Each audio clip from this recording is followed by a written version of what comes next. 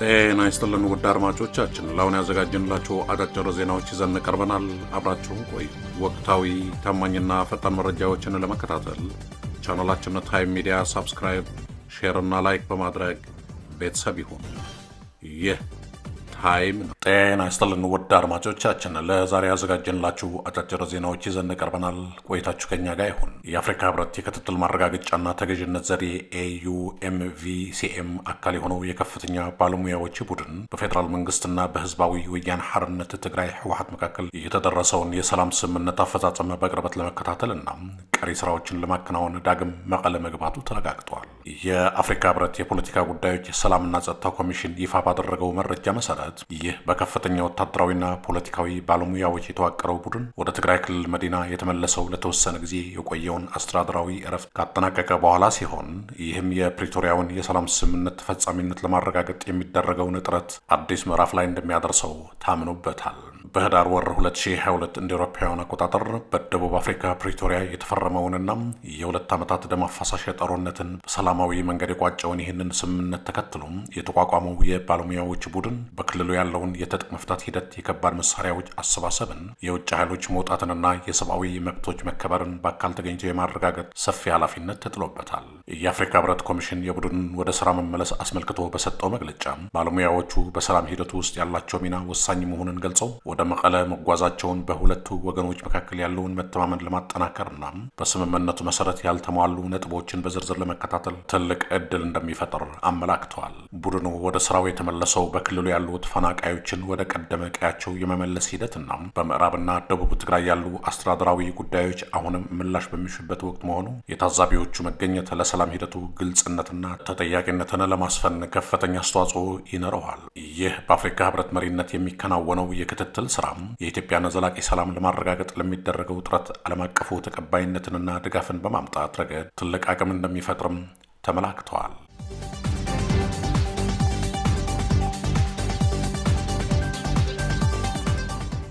በአማራ ህዝብ ላይ ጭፍጨፋ እየፈጸመ ያለው አገዛዝ ምንም አይነት የፖለቲካ ተሳትፎ የሌላቸውን የሕክምና ዶክተሮችን፣ የነቁ አማራዎችንና ባለሀብቶችን በየቀኑ ከቤታቸው እየጎተተ እያወጣ ማረዱን ቀጥሏል። በመሆኑም ትላንት በቀን ጥር 26 2018 ዓ.ም ዶክተር ጸጋሁን ስሜ የሚባልን በምስራቅ ጎጃም የደብረ ወርቅ ተወላጅና የባህር ዳር ከተማ ቀበሌ 14 ነዋሪ እንዲሁም የአማራ ክልል ጤና ቢሮ ሰራተኛ የነበረውን ጠዋት ስራ ለመግባት በጉዞ ላይ ያለ በአገዛዙ ወታደሮች ይያዛል። የአገዛዙ ወታደሮች ከያዙት በኋላ ወደ ቤቱ መልሰው በመውሰድ በቤቱ ፍተሻ ያደርጋሉ። ቤቱን በመፈተሽ ምንም ነገር ያላገኙት ወታደሮቹ ዶክተር ጸጋሁንን ወደ ቤዛዊት ቤተመንግስት አካባቢ ወስደው ገድለው ጥለውታል። የአገዛዙ ወታደሮች ዶክተር ጸጋሁንን በአሰቃቂ ሁኔታ ከገደሉ በኋላ በማናለብኝነት በራሱ ስልክ ለባለቤቱ በመደወል አስክሬኑን እንድትወስድ ይነግረዋታል። ዶክተር ጸጋሁንን ምን እንዳነጋገረው ባይታወቅም ከሳምንት በፊት የአማራ ክልል ጤና ቢሮ ኃላፊ የሆነው አብዱል ከሪም መንግስቱ ለብቻው ቢሮ እንዳነጋገረውና ከቢሮው ሲወጣም ጥሩ ስሜት እንዳልነበረው ጓደኞች ይናገራሉ።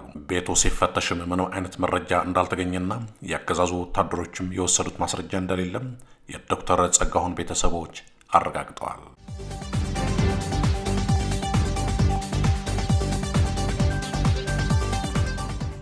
የኤርትራ የማስታወቂያ ሚኒስትር አቶ የማነ ገብረ መስቀል የኢትዮጵያው ጠቅላይ ሚኒስትር አብይ አህመድ በህዝብ ተወካዮች ምክር ቤት ቀርበው የኤርትራን ጦር ሚና በተመለከተ የሰጡትን መግለጫ ከእውነት የራቀና ለጦርነት አጀንዳ ሰበብ ፍለጋ የቀረበ ሲሉ በጽኑ ተቃውመዋል። ሚኒስትሩ በማህበራዊ ትስስር ገጻቸው ባወጡት መግለጫ በኢትዮጵያ መንግስት በኩል አሁን እየቀረበ ያለው ክስ ቀደም ሲል ከነበረው ይፋዊ አቋም ጋር የሚጋጭ መሆኑን ጠቁመዋል። አቶ የማነ ገብረ መስቀል እንዳሉት የብልጽግና ፓርቲ መሪዎችና ከፍተኛ የጦር መኮንኖች በትግራይ ጦርነት ወቅትም ሆነ ከጦርነቱ በኋላም ለረዥም ጊዜ ለኤርትራ ሰራዊት ከፍተኛ ምስጋና ሲያቀርቡና የመንግስት የክብር ሜዳሊያዎችን ሲሸልሙ እንደነበር አስታውሰዋል። አሁን የቀረበ ክስ ግን ይህንን የታሪክ እውነታ የካደና የህዝብን ግንዛቤ ለማዛባት የታለመ ነው ብለዋል። ሚኒስትሩ አክለውም አሁን እየቀረበ ያለው ክስ የባህር በር ጥያቄን መሰረት አድርጎ በኤርትራ ላይ ለታቀደው ወታደራዊ አጀንዳ ማመቻቻና ማስተባበያ እንዲሆን ታስቦ የተዘጋጀ ነው ሲሉ ገልጸዋል። ጠቅላይ ሚኒስትር አብይ በንግግራቸው ወቅት የተጠቀሙትን የጎላን ኮረብታዎች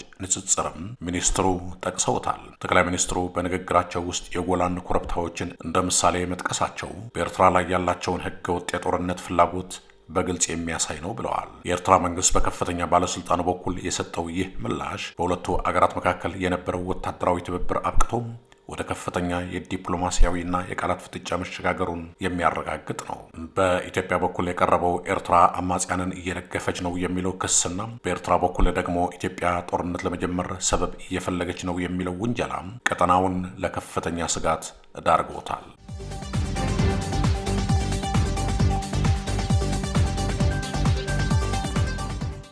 የደቡብ ሱዳን ፕሬዝዳንት ሳልቫኪር በሚመጣው ታህሳስ ለሚደረገው ምርጫ ውይይት ለመምራት የሞተ ግለሰብ ከሸሙ በኋላ ሁለት ከፍተኛ ረዳቶቻቸውን ከስልጣን አባረሩ። ስቴዋርድ ሶሮባ ቡዲያ ባለፈው ሳምንት መገባደጃ በፕሬዝዳንት ትዕዛዝ ቢሾሙም የሀገር ውስጥ መገናኛ ብዙሃን የተቃዋሚው የዩናይትድ ዲሞክራቲክ ፓርቲ ዩዲፒ አባል ከሞቱ 5 ዓመት እንደሆናቸው ዘግበዋል። ይህን ተከትሎ የማህበራዊ ሚዲያ ተጠቃሚዎች ሁኔታውን ሲያብጠለጥሉ ተስተውለዋል። የፕሬዝዳንቱ ፕሬስ ሴክሬታሪያት ዴቪድ አሞርና የፕሬዝዳንታዊ ጉዳዮች ዋና አስተዳዳሪ የሆኑት ቫሌንቲኖ ዴል ሙሌት ከስልጣን መነሳታቸውን የሚገልጽ መግለጫ ቢለቀቅም የተባረሩበትን ምክንያት ግን አይጠቅስም። ሳልቫኪር ሁለቱ ግለሰቦች ከስልጣን መነሳታቸውን አስታውቀው ላበረከቱት አስተዋጽኦ ታላቅ ምስጋና አቅርበዋል ይላል በፕሬዝደንቱ ኦፊሻላዊ የፌስቡክ ገጽ ላይ የተለጠፈው መግለጫ።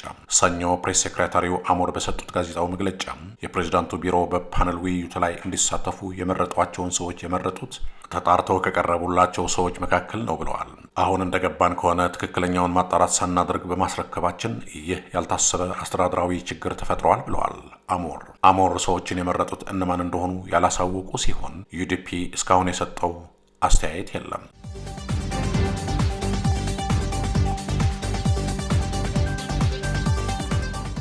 በመጨረሻም አውስትራሊያ ዜጎቿ ወደ ትግራይ፣ አማራና በሌሎች የኢትዮጵያ ክልሎች እንዳይጓዙ የጉዞ ማስጠንቀቂያ ወጣች። በአሁኑ ሰዓት የተለያዩ አገራት የጉዞ ማሳሰቢያ እያወጡ ሲሆን ይህንን ደግሞ ብልጽግና የሚመራት ኢትዮጵያ ያለችበት አስከፊ ሁኔታም የሚያሳይ እንደሆነ እየተነገረ ነው። የአውስትራሊያ መንግስት ዜጎቹ ወደ ትግራይ ክልል እንዳይጓዙ ከፍተኛ የጉዞ ማስጠንቀቂያ ማውጣቱን የስማርት ትራቭለር የጉዞ መረጃ መድረክ መረጃ አመላከተ።